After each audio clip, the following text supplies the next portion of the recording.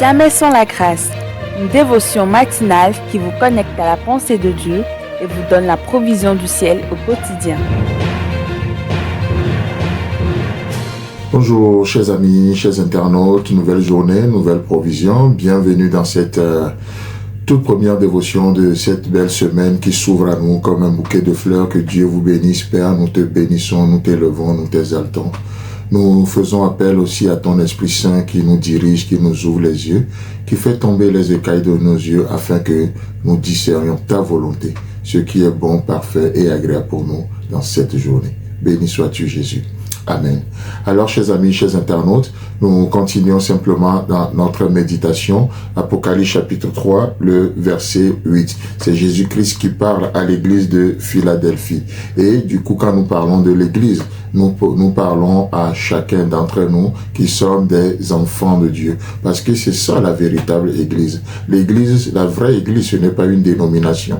La vraie église, ce n'est pas une dénomination. Ce n'est pas un ministère. La vraie église, ce n'est pas un bâtiment. Mais ce sont vous et moi qui avons donné notre vie à Jésus-Christ. La Bible déclare que nous sommes devenus le temple de l'Esprit Saint. Pourquoi? Parce que Dieu habite en nous par la présence de l'Esprit Saint. Et du coup, par ricochet, nous entendons Dieu qui s'adresse à chacun d'entre nous ce matin. Et qu'est-ce qu'il nous dit? Je connais tes œuvres. Je connais tes œuvres. Voici parce que tu as peu de puissance, que tu as gardé ma parole et que tu n'as pas renié mon nom. J'ai mis devant toi une porte ouverte que personne ne peut fermer. Amen. C'est magnifique de voir toutes ces belles paroles, tout ce constat de l'Éternel nous concernant. L'Éternel n'ignore rien de nos vies. Il connaît tout, même le nombre de cheveux sur nos têtes. La Bible dit que Dieu les connaît. Il connaît nos faits, gestes, nos pensées. Avant même que nous les exprimons, Dieu connaît tout de nous. C'est assez intéressant, n'est-ce pas?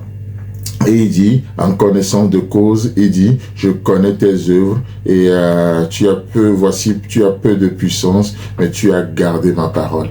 J'ai reçu une question très intéressante ce week-end par rapport à ce verset, puisque nous l'avions partagé un peu, le vendredi dernier. La question, c'est, mes pasteurs, je pensais que c'est la parole de Dieu qui nous garde dans nos voies. Mais pourquoi ici Dieu dit que tu as gardé ma parole? Et laissez-moi vous répondre simplement. Vous savez, ce que nous gardons, nous garde.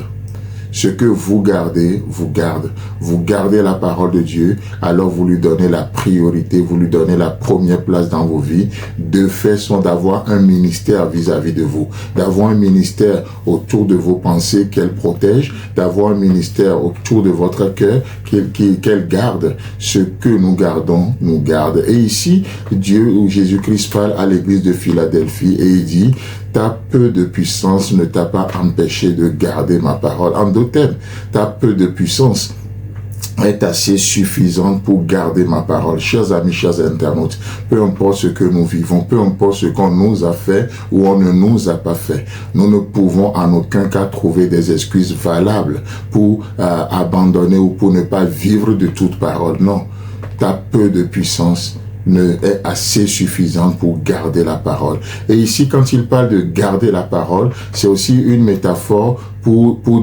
maintenir quelqu'un dans l'état où il est. C'est une métaphore. Donc, lorsque nous maintenons quelqu'un dans l'état où il est, on dit qu'on garde la personne, n'est-ce pas? On garde la personne. Et Dieu va se servir aussi de cette métaphore pour dire, mais tu as gardé ma parole. En d'autres termes, tu n'as pas dénaturé ma parole. Vous savez pourquoi? Parce que la Bible nous dit que la parole de Dieu est esprit et vie. Et si Dieu dit à l'église de Philadelphie, tu as gardé ma parole, qu'est-ce que ça sous-entend? Ça sous-entend que cette église est restée fidèle à cette parole divine. Elle n'en a pas fait une parole d'homme. Elle n'en a pas fait un conte de fées. Elle a gardé la parole telle qu'elle est, c'est-à-dire esprit et vie. Et du coup, à chaque fois que cette parole est prêchée, avec la puissance, l'autorité de l'Esprit Saint, cette parole vivifie. Cette parole a un ministère de donner la vie. Malheureusement, beaucoup n'ont plus gardé la parole. Et du coup, qu'est-ce qu'elle fait cette parole lorsqu'elle est prêchée, même lorsque la Bible est ouverte? Qu'est-ce qui se passe? Elle communie plutôt la mort. Et ça, c'est ce que les pharisiens faisaient. Se servaient de la parole de Dieu pour rendre les gens esclaves, pour rendre les gens dépendants, pas dépendants de Dieu, mais dépendants d'un système. Voyez-vous? Donc, ce que nous gardons, chers amis, nous garde. Et nous donnons l'opportunité, lorsque nous gardons la parole de Dieu, nous lui donnons l'opportunité d'avoir un ministère, de nous, dans notre pensée, dans notre cœur, d'avoir un ministère pour nous garder dans toutes nos voies encore aujourd'hui. Alors, que Dieu vous bénisse et si Christ a d'avenir, on se retrouve demain. Si vous avez aimé cette émission, parlez-en à vos amis. Parlez-leur du message de la grâce et de ce qu'il fait dans vos vies. Pour un sujet de prière, une question ou pour devenir partenaire, contactez-nous au 00229 94 75 80 20. Que Dieu vous bénisse et à la prochaine. En attendant, pensez avec Dieu.